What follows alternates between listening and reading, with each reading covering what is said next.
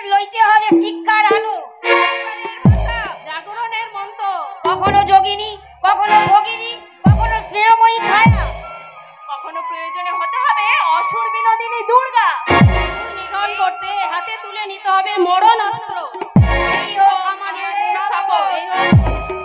We shall overcome. We shall overcome. We shall overcome someday. Oh, deep in my heart, I believe we shall overcome someday. We shall overcome someday.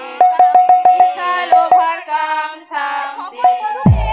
অপমানিত অত্যাচারিতর হাত থেকে মোকাবিলার জন্য হতে হবে নারী থেকে নাগিনী।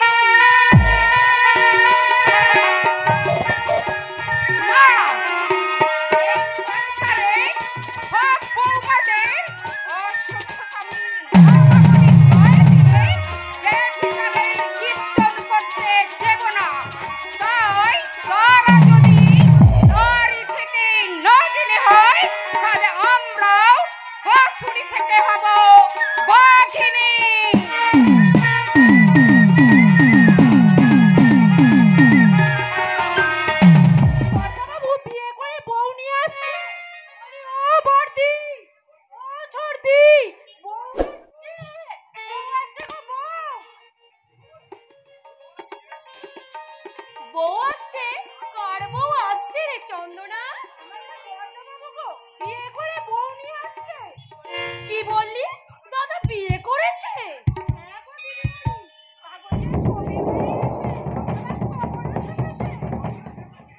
কি বললি? খবরে চেপেছে? তুই ঠিক বলছিস তো? আমার কথা বিশ্বাস না হয় তুমি গিন্নিমার ঘরে যাও, সেখানে গিয়ে কাগজ দেখলে সবই বুঝতে পারবে।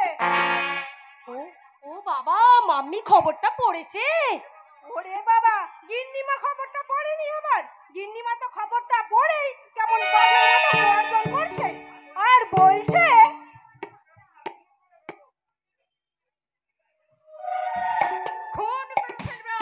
খুন করে ফেলবো যে ছেলে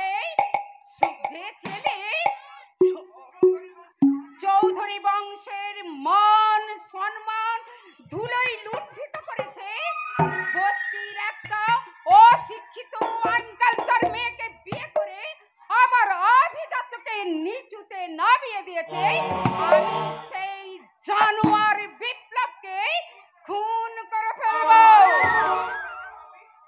কি বলছো মাম্মি? ঘুমন্ত বাঘিনীটাকে জাগিয়ে তুলতে বাধ্য করেছে বিপ্লব, তাই আমি তাকেও মারবো আর তার সঙ্গে তার বউটাকে শেষ করে দেব। তুই যা চন্দনা, এক্ষুনি গিয়ে কর্তাবাবুকে সংবাদ দিয়ে বলবি আমি যাচ্ছি। ঠিক আছে গিন্নিমা। আমার এত সাধ স্বপ্ন সব মাটিতে মিশিয়ে দিল, তাই ওরা এই বাড়িতে ঢুকলে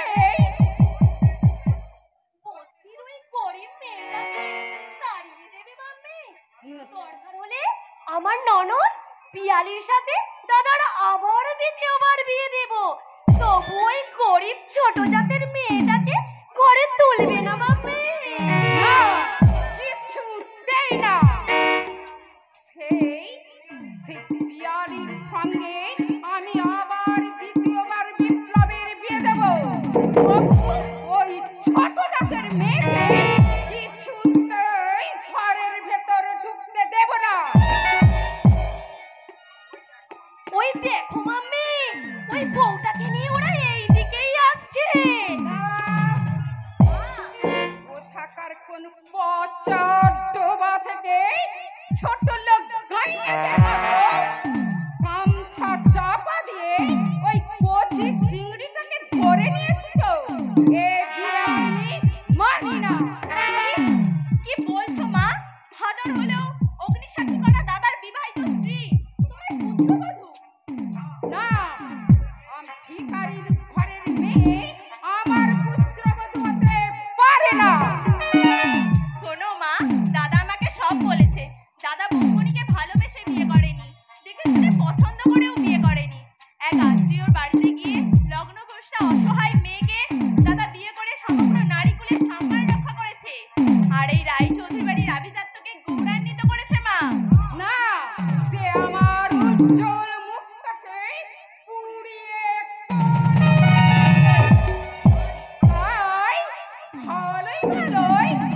বস্তির মেয়েটাকে এই মুহূর্তে বাড়ি থেকে না মা না, এমন কথা আপনি বলবেন না। আমি গরিবের মেয়ে ঠিকই, কিন্তু ছোট জাতের মেয়ে আমি নই। আপনি আপনি আমায় শিখিয়ে মানুষ করে নেবেন। আপনি আপনি আমায় আশীর্বাদ দিন মা।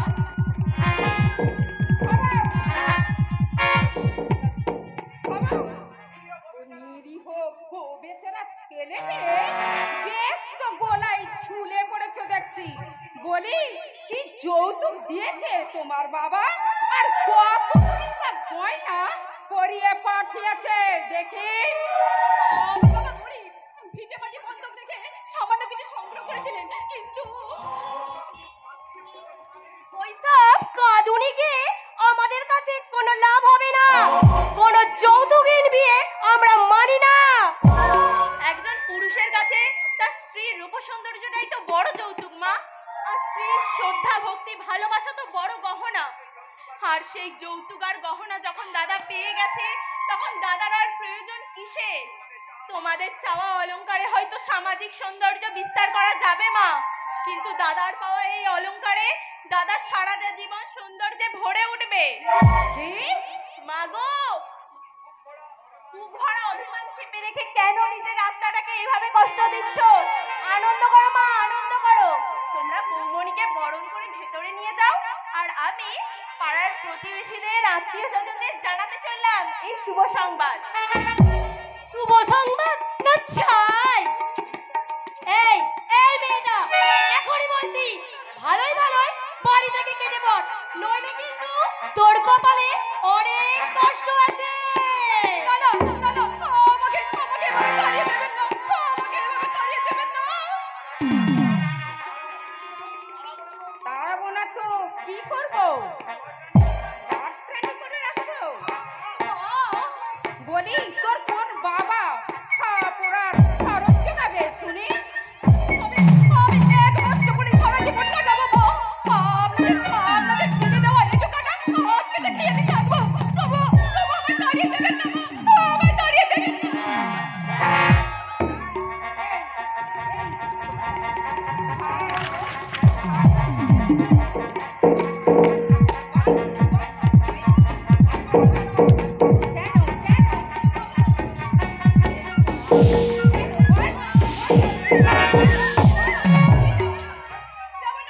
শেষ করে দাও মাম্মি, একেবারে শেষ করে দাও।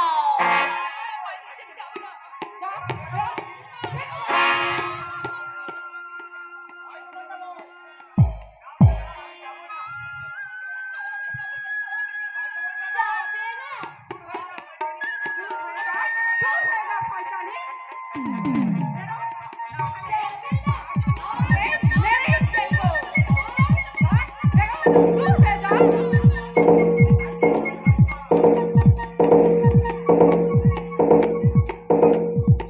বাহ বাহ, চমৎকার।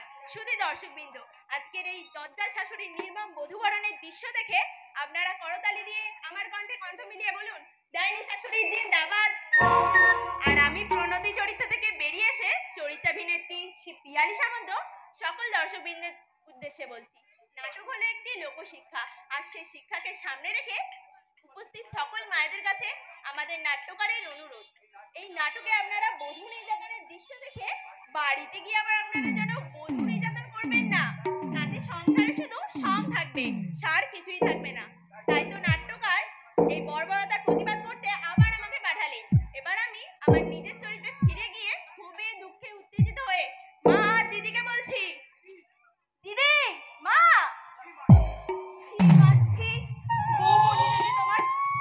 বৌমণি যদি তোমার পুত্রবধূ না হয়ে যদি তোমার নিজের মেয়ে হতো, আর তার শ্বশুর বাড়িতে যদি এভাবে তাকে নির্যাতিত হতে হতো, তাহলে তুমি কি সেটা সহ্য করতে পারতে মা? ওঠো ওঠো বৌমণি, কেঁদো না। জীবন মানেই তো সংগ্রাম, আর সেই সংগ্রাম না করলে বাঁচবে কেমন করে? আমি আমি সেই জীবন সংগ্রামে হেরে গেছি ঠাকুরজি। ঈশ্বর, কোন অপরাধে আমার শ্বশুর বাড়িতে ঠাই হলো না? তুমি আমায় বলে দাও, তুমি আমায় বলে দাও। ঠাকুরজি, আমার স্বপ্নের জালগোনা শেষ করে নারী জীবনের কল্পনা স্বর্গ থেকে আমি চিরবিদায় নিয়ে চলে যাচ্ছি। আর যাওয়ার আগে বলে যাচ্ছি, আর কোনোদিন আসবো না, কোনোদিন না, কোনোদিন না। দাঁড়াও বৌমনি, আমি তোমাকে যেতে দেব না। ছেড়ে দে, হাত ছেড়ে দে প্রণতি, নইলে তোকে আমি কি করবে? খুন করবে? তাই করো। এই আমি তোমার সামনে দাঁড়ালাম, আমার খুনের রক্তে এই চৌধুরী বাড়ির মাটি লালে লাল হয়ে থাক বড় নিদর্শন। তবু একটা মেয়ে হয়ে আর একটা মেয়ের চরম অবিচার কিছুতেই সহ্য করবো না। প্রয়োজন হলে আমি নিজে রুখে দাঁড়াবো। প্রণতি। তোকে কি বলবো রে দিদি, তুই যদি আমার থেকে বয়সে বড় না হতিস তাহলে যে হাত দিয়ে তুই বৌমনির গায়ে হাত তুলেছিস সেই হাত আমি মুখে ভেঙে দিতাম। প্রণতি, কি এত বড় কথা? সব তোর জন্যে। আমি ওদের হয়ে আপনাদের কাছে ক্ষমা চাইছি মা। ও তো আপনাদের নিজের মেয়ে, আমি পরের মেয়ে। আপনারা ওকে ক্ষমা করে দিন। কি আমাদের কাছে কৈফিয়ত চাইছিস? তবে রে হারামজাদি।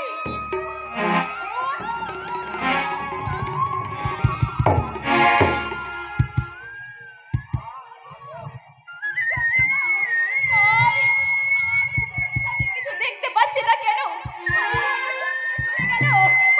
আমার চোখটা অন্ধকার হয়ে গেল।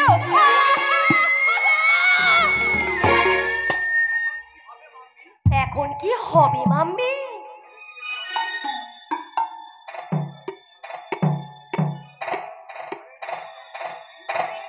চন্দ্রবতী, স্বামীকে বলে একটা ডাক্তারটাকে চিকিৎসার ব্যবস্থা করতে হবে। আয় চলে আয়। বৌদিমণি, এ কি? তোমার কি হয়েছে গো?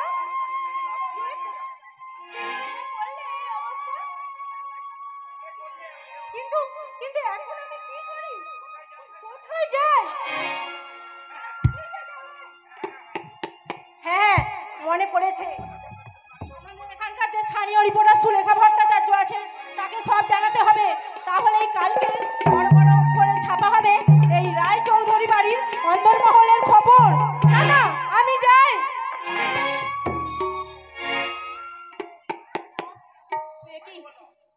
আমি কিছু দেখতে পাচ্ছি না কেন? আমার চোখের সামনে সব অন্ধকার। আমার চোখের সামনে সব অন্ধকার লাগছে কেন? তবে তবে কি আমি অন্ধ হয়ে গেছি? অন্ধ! না!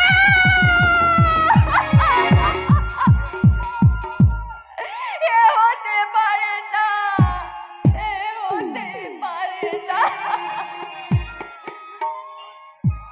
চোখের আলোয় দেখেছিলে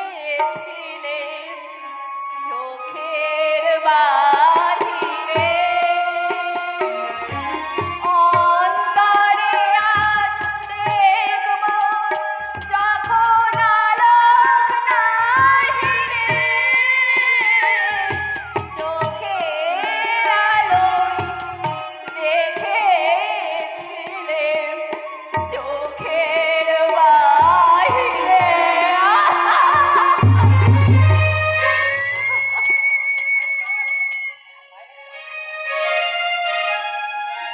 তুলনাই হয় না।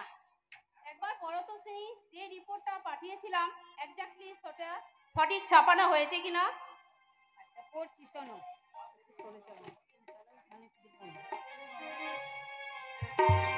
শাশুড়ি ও ননদ কর্তৃক বধূ নির্যাতন 16ই মার্চ স্থানীয় সংবাদদাতা সুলেখা ভট্টাচার্য দ্বারা প্রকাশ। আদর্শ নগরের প্রখ্যাত জমিদার প্রতাপ নারায়ণ রায়চৌধুরীর স্ত্রীর পরামর্শে ওনার বড় মেয়ের অত্যাচারে নববিবাহিতা গৃহবধূ আলপনাকে অন্ধ করে দিয়েছে। খবরটা সঠিক ছাপানো হয়েছে। জমিদার গিন্নি সুদেন্দ্র রায়চৌধুরীর বিরুদ্ধে লেখা মানে না, অন্যায়কে আমি প্রশ্রয় দিই না। কেন চার দেয়ালের মধ্যে যে বন্দি থাকা এক সত্য ঘটনা উদ্বোধন করেছি মাত্র, প্রয়োজন হলে ওদের মুখোশটা টেনে খুলে দেব। কাগজে খবরটা বেরিয়েছে বলে আমাদের নিশ্চিত হয়ে বসে থাকলে চলবে না, মুখোমুখি দাঁড়িয়ে আমাদেরও প্রতিবাদ করতে হবে। না না, ওরা এইভাবে একটা মেয়ের ওপর চরম অত্যাচার আমরা কিছুতেই সহ্য করব না। না না, ওরা মানুষ নয়, ওরা একটা অমানুষ।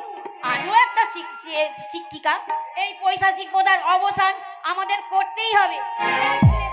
আমরা দুই বন্ধু মিলে ওই সুদেশ রায়চৌধুরীর বাড়িতে যাই।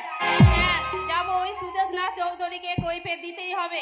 কেন একটা গরিবের মেয়ে, অসহায় এক গরিবের মেয়ে দৃষ্টি শক্তি কেড়ে নেন?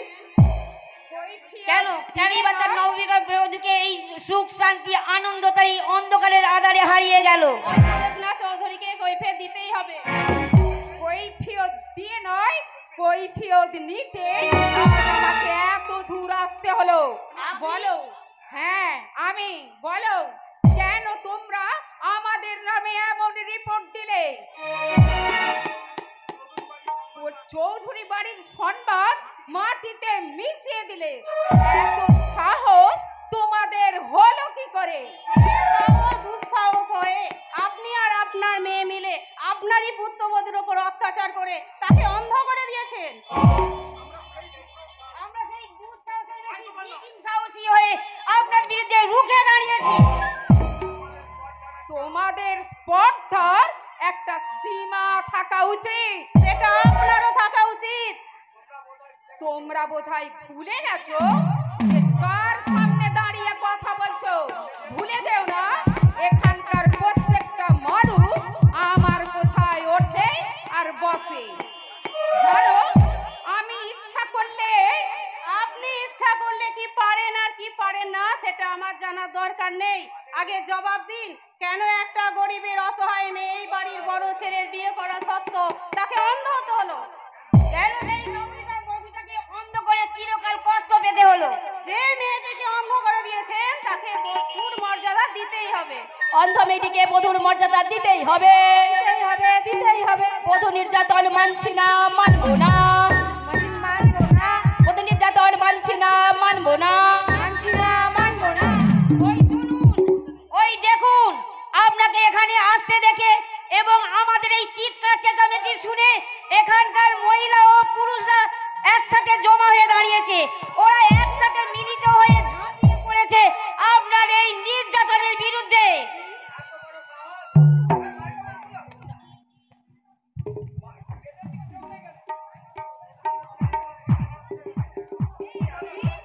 এত বড় সাহস সুদেশনা রায়চৌধুরীর বিরুদ্ধে কথা বলতে? তোমাদের ব্যবস্থা আমাকেই করতে হবে। না মাম্মি, এদের ব্যবস্থা আমি করছি। এদের এত বড় সাহস যে তোরা আমাদের বিরুদ্ধে কথা বলিস। হ্যাঁ বলবো। তবে রে, তোরা আমাদের বিরুদ্ধে কথা বলিস। তবে রে, ওকে মেরো না, ওকে ছেড়ে দাও, ওকে মেরো না, ওকে ছেড়ে দাও, ওকে মেরো না, আমাদের বিরুদ্ধে কথা বলিস। ওকে মেরো না, ওকে ছেড়ে দাও, ওকে ছেড়ে দাও।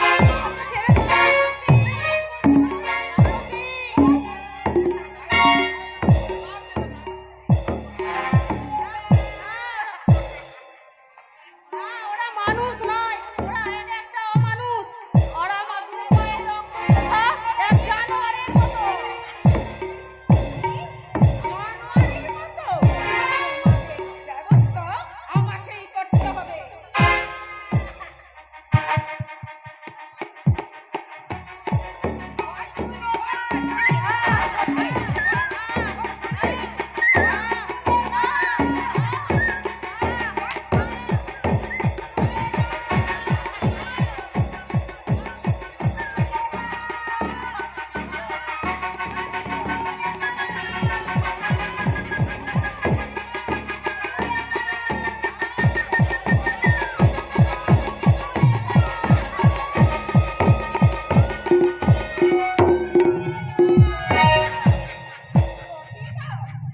প্রতিবাদের স্থল আজ মিটিয়ে দিলাম। আয়, চলে আয়।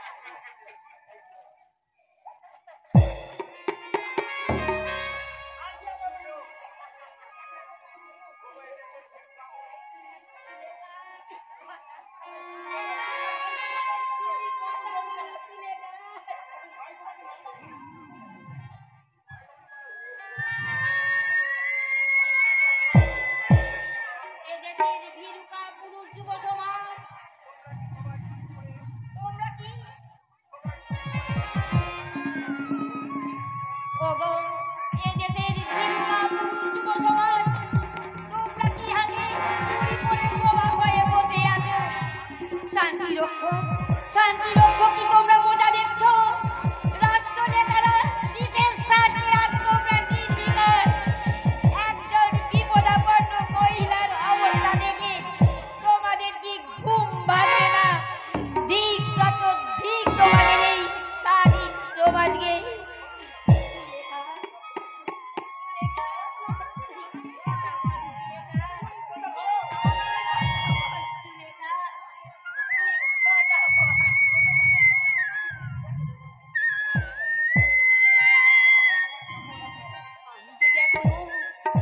অধিকারহীন সত্যের অপরাধী বিচারের বাণী নীরবে নিভৃতে কাঁদে।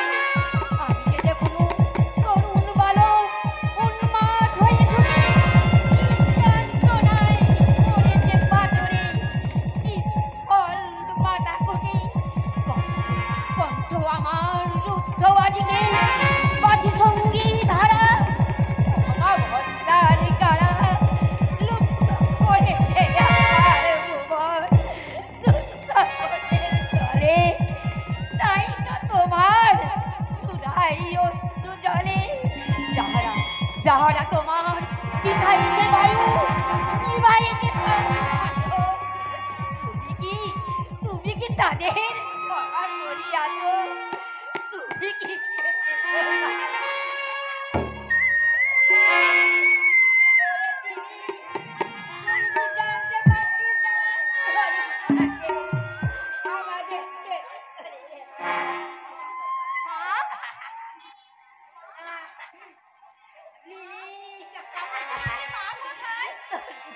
আমাদের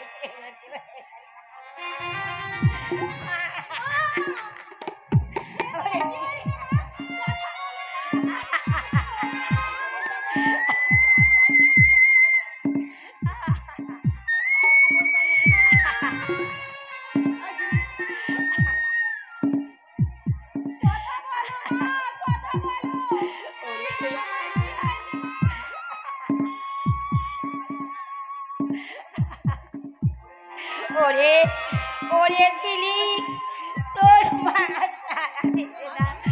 ওই সুরেশ রায় চৌধুরী ও তার বড় মেয়ে প্রগতি তোর মাকে চিরকালের জন্য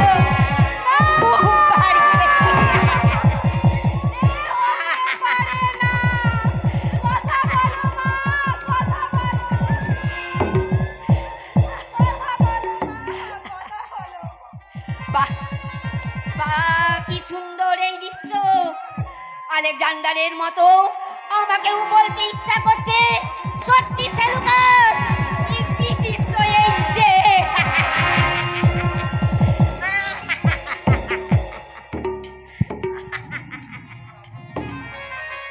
তাপসী মাসি, যারা আমার মাকে মেরেছে তাদের আমি কাউকে ছাড়বো না। ফলে বলে কৌশলে আমি রায় চৌধুরী বাড়ির বউ হয়ে যাব। আমি সুজ হয়ে ঢুকে ফাল হয়ে বেরোবো।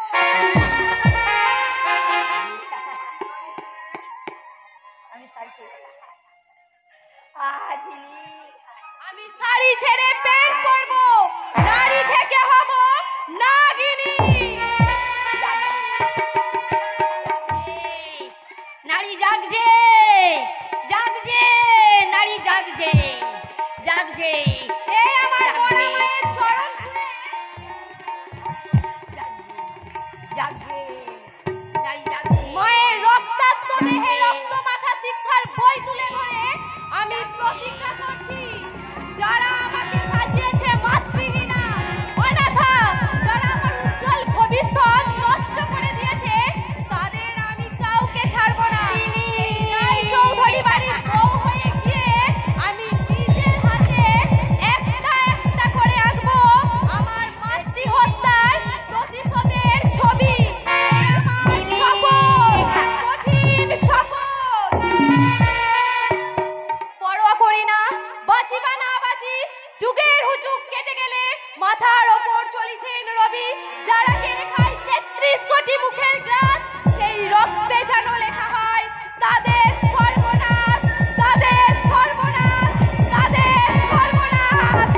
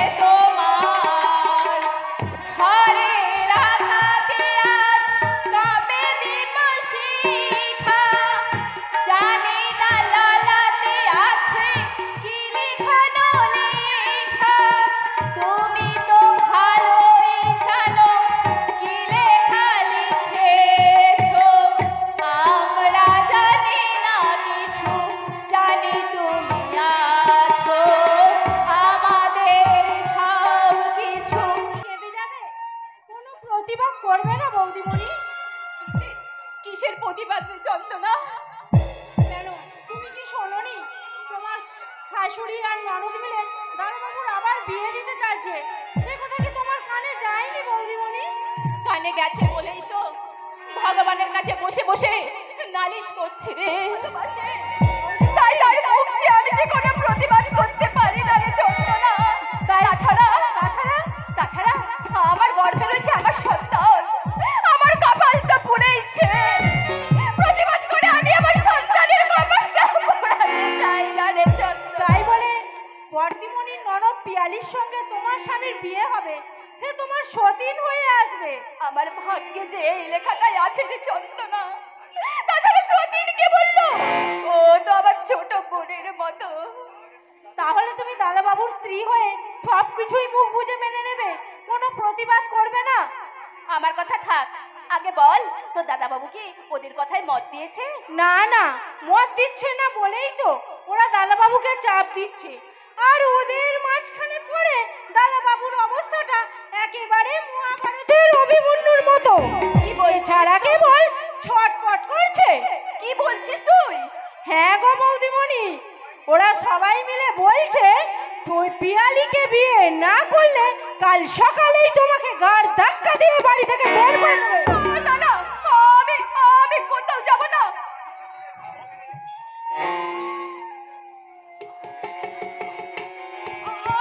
আমি আমার স্বামী শ্বশুরের পিঠে ছেড়ে নারী জীবনের সুখী স্বর্গ থেকে আমি কোথাও যাব না।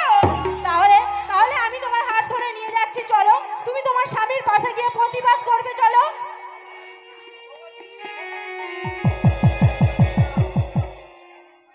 এই চন্দ্রনা, এই কনি বউটার হাত ধরে কোথায় যাচ্ছিস? তোমাদের কাছে গো দিদিমণি, তোমরা যা চাও আমিও তাই চাই কিনা, তাই বলছিলাম দাদাবাবুর দ্বিতীয় বিয়েতে তোমাকে মত দিতেই হবে। তাই বুঝি?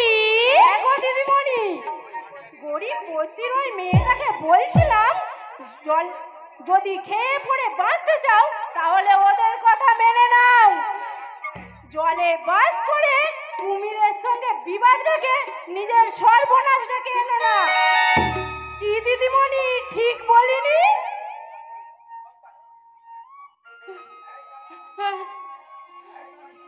এই কনি, এখনই মাম্মি আসবে, তার সামনে দাদার সাথে আমার ননদের বিয়ের মত দিতে হবে। যে হতভাগীর জীবনের পথ নেই তার আবার মত আর অমত। বাজে কথা বললে তোকে দিতে হবে না।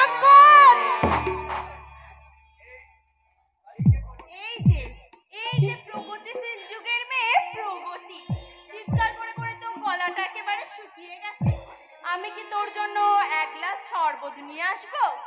সেই শরবত আমাকে খাওয়াতে হবে না রে ছোট, তোর ওই কানি বৌদিমণিকে তরিবত করে শরবতটা বানিয়ে রাখতে বল।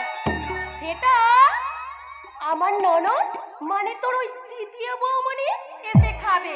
আর তা না হলে এই কানি সোরানিটাকে একেবারে করে দেব।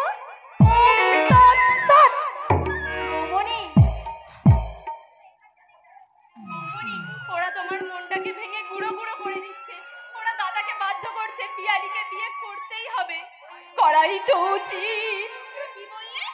হ্যাঁ ঠিকই বলছি। তোমার দাদা যদি তোমার বাবার আদর্শ সন্তান হয়, তাই তাদের সম্মান রক্ষার্থে পিয়ালিকে তোমার দাদার বিয়ে করা কর্তব্য। প্রত্যেক মানুষেরই জীবনে একটা স্বপ্নের জাল বোনা থাকে। তাছাড়া তোমার মা কথা দিয়েছেন পিয়ালিকে তারা পুত্রবধূ করবে। কিন্তু দাদা ভাই তো তোমায় ভালোবাসে। ঘটনাচক্রে তোমার সঙ্গে দাদার বিয়ে হয়ে গেলেও এখনো তুমি দাদারই স্ত্রী হলেও আমি যে অন্ধ। কিন্তু দাদা ভাই তোমার ভালোবাসায় পাই পারিজাতের গন্ধ। কিন্তু কপাল যখন মন্দ হয় তখন দেখা দেয় নানানি সমস্যা, নানান দ্বন্দ্ব। বাহ, কি অপূর্ব তোমার কথা বলার ছন্দ। বন্ধ করো ঠাকুরজি, বন্ধ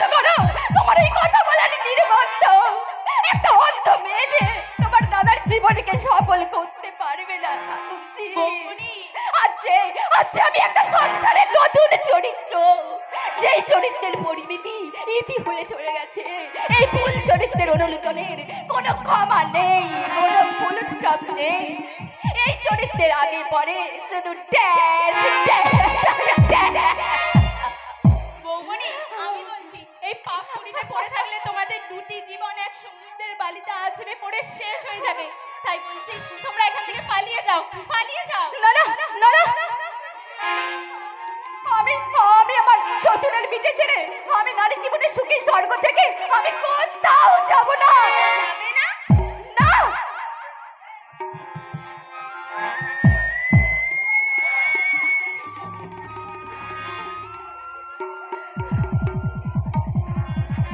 বৌমনি, তুমি কি পাগল হয়ে গেছো? আমি পাগল হতে পারতাম যদি তোমার দাদাকে না আমি ভালোবাসতাম। আমি পাগল হতে পারতাম যদি তোমাকে আমি স্নেহের বাঁধনে না বাঁধতাম। আমি পাগল হতে পারতাম যদি আমার গর্ভে আমার সন্তান না ধারণ করতাম। সন্তান? হ্যাঁ, আমার গর্ভে ঘুমিয়ে থাকা আমার জীবনের একমাত্র অনুদান। আমি সেই সন্তানের নামে দিব্যি করে বলছি, এক অভাবে পিয়ালিকে যদি সুখে স্বর্গে বাস করতে হয় তাহলে পরবর্তীতে ননদ পিয়ালিকে তোমার দাদা বিয়ে করবে করবে করবে। হায় ঈশ্বর, এই তুমি দুটো জীবনকে কি সমস্যায় ফেললে নিষ্ঠুর। এদেশের চিরন্তনী এক নারী তার স্বামীর মঙ্গল কামনায় তার হৃৎপিণ্ড তুলে দেওয়ার প্রতীক্ষা করে ডুগরে ডুগরে কাঁদছে। আর অন্যদিকে মা আর দিদি তাদের স্বার্থ চিরতার্থ করতে এদিকে এগিয়ে আসছে দ্বিতীয় বিবাহের প্রস্তাব নিয়ে। হায় বিধাতায়, তোমার কেমন বিচার। ওই কানি বউটা মদ দিয়েছে? না মাম্মি। ভুলে যেও না, তুমি রাজি না হলে তোমাকে বাড়ি থেকে বার করে দেওয়া হবে। কারণ তুমি মদ না দিলে বিপ্লব এই বিয়েতে মদ দেবে না।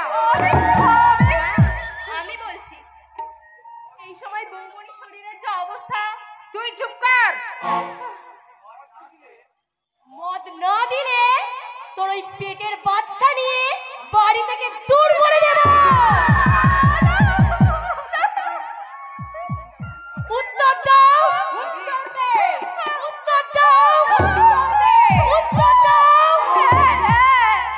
আমি উত্তর দিলাম।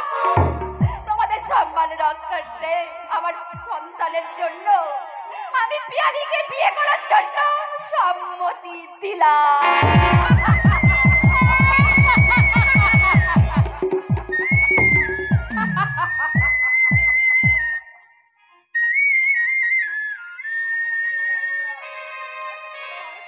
দ্বিতীয়বার বিয়ে হয়ে গেল, এবার ছোট ছেলে স্বাধীনকে আমার প্রেমের জালে ফাঁসাবই।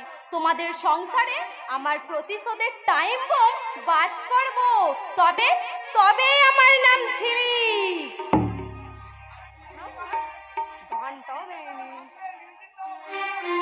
না, প্রেমেরও জোহারে ভাসাবে দোহারে, বাদল খুলে দাও দাও দাও দাও, বলিব ভাবনা পিছনে যাব না, পাল খুলে দাও দাও দাও দাও, প্রেমেরও জোহারে ভাসাবে দোহারে, বাদল খুলে দাও দাও দাও দাও, বলিব ভাবনা পিছনে যাব না, পাল খুলে দাও দাও দাও দাও।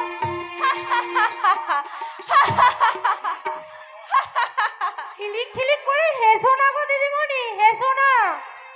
চন্দনা, হ্যাঁ গো দিদিমণি, তোমার পাতা ছলনার রেল লাইন ধরে আমাদের ছোট্ট বাবু ছুটে আসছে তার ভালোবাসার রেলগাড়ি নিয়ে, শুধু তোমার স্বার্থের প্ল্যাটফর্মে থামার অপেক্ষা। তুই ঠিক বলছিস চন্দনা। হ্যাঁ গো দিদিমণি, আর যেমন করেই হোক ওই স্বাধীনকে তোমাকে পরাধীন করতেই হবে। তুই তো এতদিন অপেক্ষা করে বসে আছিস। আমি আমার চিরশত্রু স্বাধীনের লোভের পাখায় ভরিয়ে দেব আমার প্রেমের জোয়ার। বেচারা স্বাধীন হবে আমার প্রেম পূজার বলির পাঠা, আর আমি একটা একটা করে তুলবো কাঁটা দিয়ে কাঁটা। হলুদ বাটা, উঠনো কাটা, ঝাড় দিয়ে বাবুদের ঘর পরিষ্কার করাই আমার কাজ।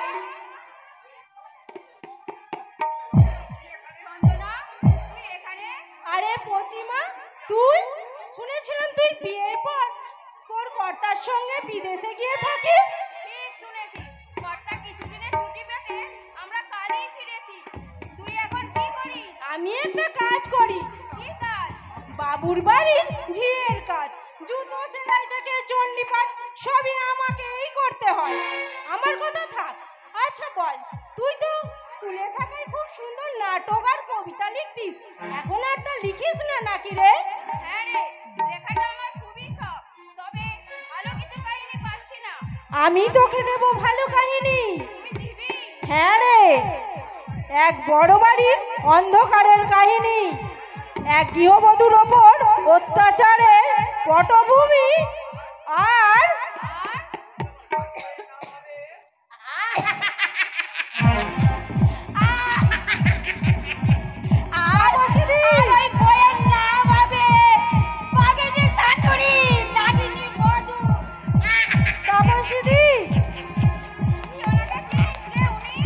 উনি হলেন প্রতিবাদের এক জ্বলন্ত প্রতীক। আর ওনার এই প্রতিবাদের জন্যই ওনার সব কিছু কেড়ে নিয়েছেন ওই সুদেশ নারায় চৌধুরী। সেই থেকেই উনি যেন কেমন একটা হয়ে গেছে। তার মানেটা তুই ওনার কাছ থেকেই জেনে নে, উনিই তোকে দিতে পারবেন মূল কাহিনীর সন্ধান। কিন্তু আপনার এই অবস্থা। সে এক ভয়ঙ্কর ইতিহাস। আজ দুর্ভাগ্যের বলি আমি। মানুষের বর্বরতায়, নিষ্ঠুরতায় আমার সব তুলিতান হয়ে গেছে। কি বলছেন আপনি?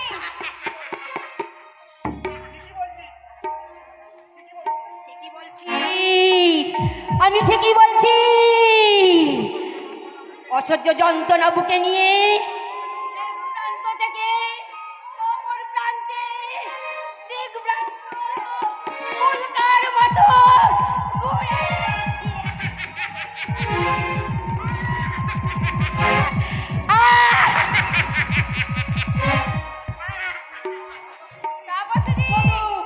শুধু শুধু ওই সুদেন্দ্র রায় চৌধুরী শেষ পরিণতি দেখবো বলে।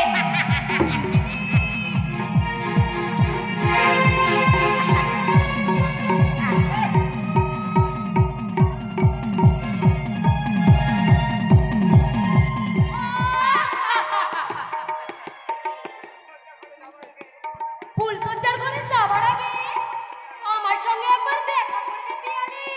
তোমার সাথে দেখা করার আগে চন্দনার সাথে কয়েকটা কথা বলতে চাই। তুমি একটু দূরে গিয়ে দাঁড়াবে? আমাকে দূরে দাঁড়াতে বললি কেন রে পিয়ালি? এখন থেকেই তো তোর কাছে কাছে আমাকেই থাকতে হবে। তুমি ঠিকই বলেছ দিদিমণি, ভাগ্য আর নিয়তি একসঙ্গে না ঝাগলে জমবে কেমনে? আচ্ছা চন্দনা, তুই কি আমাদের পক্ষে? তাহলে শোনো বৌদিমণি, ওই বস্তির মেয়েটা অন্ধ, তাই ওটা হলো কি কৃষ্ণপক্ষ। আর তোমার মুখটা চাঁদের মতো, তাই তুমি হলে গিয়ে শুক্লপক্ষ। আমার আবার বাবা অন্ধকারকে খুব ভয়, তাই আমি হলাম গিয়ে ওই শুক্লপক্ষেরই লোক। কিন্তু তবে একটা কথা। কি কথা? তোমাদের সেই হতভাগী বউটাও বর্দাবাবুর স্ত্রী, আবার তুমিও বর্দাবাবুর স্ত্রী, তাই তোমাদের কাকে যে কি বলে ডাকি? পিয়ালিকে বলে ডাকবি এক নম্বর বৌদিমণি, আর ওই খানি বৌদিমণিটাকে ডাকবি। থাক থাক, তোমাকে আর বলতে হবে না। কাকে কি বলে ডাকবো সেটা আমি নিজেই ঠিক করে নেব। কাকে কি বলে ডাকবি? তাহলে শোনো বৌদিমণি, সেই হতভাগিনী বৌদিমণিটাকে ডাকবো এক নম্বর বৌদিমণি, আর তোমাকে ডাকবো দু নম্বর বৌদিমণি। চন্দনা! এটা তুমি তো আসল কথা শুনলে খুব খুশি হবে গো। এই যুগে এক নম্বরের চেয়ে 2 নম্বরেরই দাম বেশি। চন্দনা চন্দনা যাও, চন্দনাকে জিজ্ঞাসা করতেই ভুলে গেলাম, আজ ফুলসজ্জা হবে জেনে এই কানি হারামজাদি বউটা কি করছে কেন? কাঁদছে, কাঁদছে? কাঁদবেই তো। কাঁদবে? আমি তত হাসবো। সত্যি বৌদি, তোমার মাথায় কি করে ওই কানি বউটার কাছ থেকে ওর স্বামীকে আলাদা করতে হয় সেই গোপন মন্ত্রটাই শেখাবো। ভাববি পরে। শোন, বড় বউয়ের কাছ থেকে তার স্বামীকে কিভাবে বসে আনতে হয় এই গোপন মন্ত্রটাই শেখাবো। তুমি কিচ্ছু ভেবো না বৌদি, আমি হলাম শহরের মেয়ে, এখানকার ছেলেগুলোকে কিভাবে বসে আনতে হয় সেটা আমার খুব ভালোভাবেই জানা আছে। দিদি দিদি দিদি এই দিদি দাঁড়াও। কে তুমি? আমি হলাম এবাড়ির বড় বউয়ের ভাই, আমার নাম অঞ্জন। আজ সকালে মা বললে যা তো অঞ্জন, তো দিদিকে একটু দেখে আয়। আসলে বিয়ের পর দিদি অষ্টমঙ্গলায় গেল না তো, তাই আসার সময় দিদি নিজের হাতে লাগানো পেঁপে গাছের কয়েকটা পেঁপে আর গোটা কয়েক মিষ্টি আম নিয়ে দিদিকে দেখতে এসেছিলাম। বাড়ির গাছের পাকা পেঁপে, পাকা আম কে খাবে আজকের এই উৎসবের দিনে? উৎসব? হ্যাঁ, উৎসব। কিসের উৎসব? বিপ্লব রায়চৌধুরীর দ্বিতীয় বিবাহের ফুলসজ্জা। না, এ কি বলছেন আপনারা? আমার জামাইবাবু দ্বিতীয়বার বিয়ে করেছেন, আজ তার ফুলসজ্জা। কিন্তু তা কি করে সম্ভব? যে মানুষটা আমার লগ্নগ্রস্ত দিদিকে বিয়ে করে তার মনুষ্যত্বের পরিচয় দিয়েছিল, সেই লোকটার স্ত্রী বর্তমান থাকতেও সে দ্বিতীয়বার বিয়ে করলো কোন হিসেবে? না করার কি আছে? তোমার দিদি যে অন্ধ হয়ে গেছে। আমার দিদি অন্ধ হয়ে গেছে? আমি বিশ্বাস করি না। আমি যাব, আমার দিদির কাছে যাব। দিদি দিদি এই রাস্তার ভিখারি, কোথায় যাচ্ছিস? আমার দিদির কাছে। দিদি, হ্যাঁ মাম্মি, এই ঘোড়াটা সেই কানি বউটার ভাই। গাছের পাকা পেঁপে আর পাকা আম নিয়ে দেখতে এসেছে। না, তোর দিদির কাছে যা হবে না। আমি যাব। কি? আমার মুখের উপর কথা? প্রগতি, আগে মাম্মি। লথি মেরে ভেঙে দাও ওই পাকা আম আর পাকা পেঁপে। উঠলি। দেবে।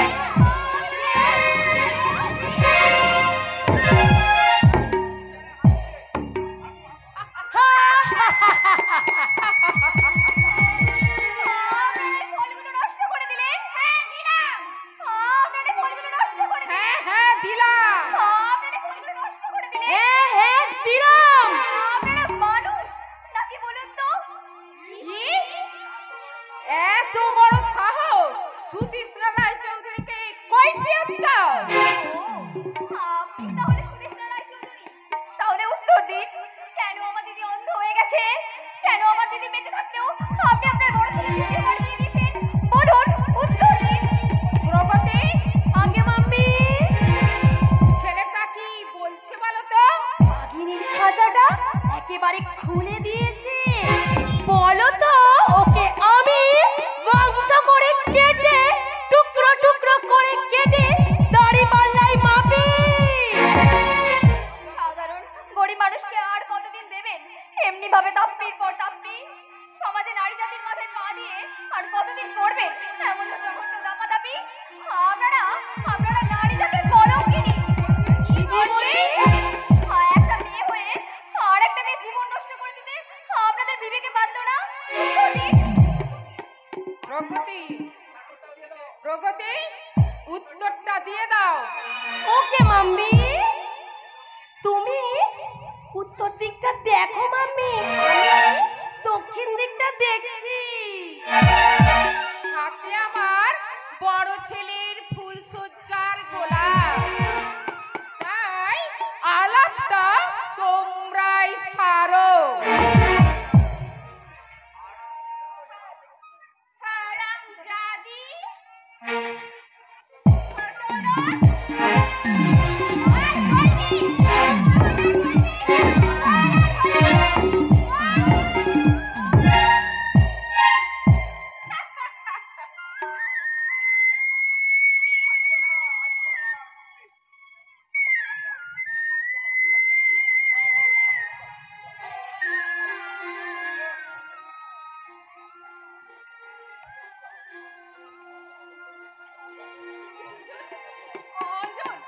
অঞ্চন কোথায় কোথায় রে ভাই অঞ্চন?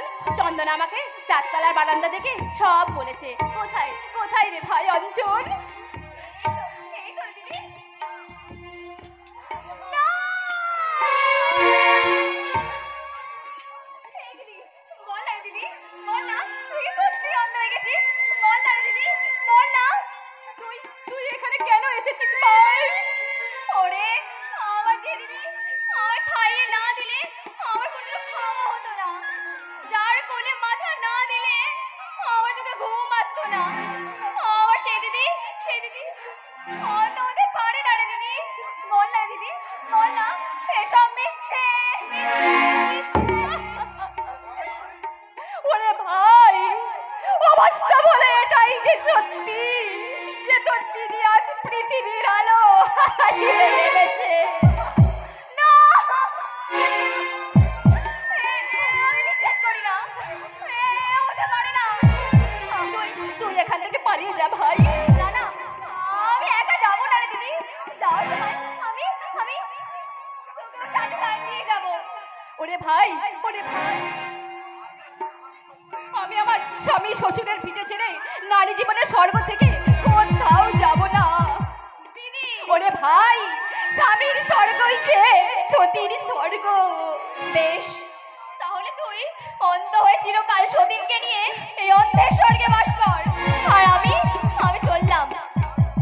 আর যাওয়ার সময় ওদের পায়ের চাপে থেতো হয়ে যাওয়া ফলগুলোকে নিয়ে চললাম। কি কি কি কি কি ফল এনেছিলিস ভাই? বাড়ির গাছে